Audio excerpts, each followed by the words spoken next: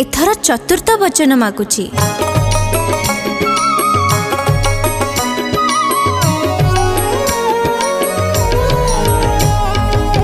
चतुर्थरे वचन दियोटी मते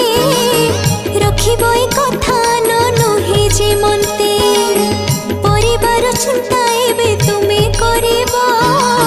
सबु हानि लाभ कथा तुमे बुझिबो संसार जो चली खटी होइबो तुम्हे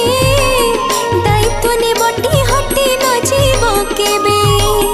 ए वचन मोर जदि कर पुराण तेबे तुम पत्नी मोहि होइबे जाण चतुर्थरे वचन दियोटी मते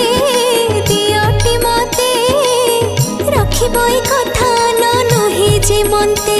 हाँ नहे जे मनते ए कथा रखिबो बोली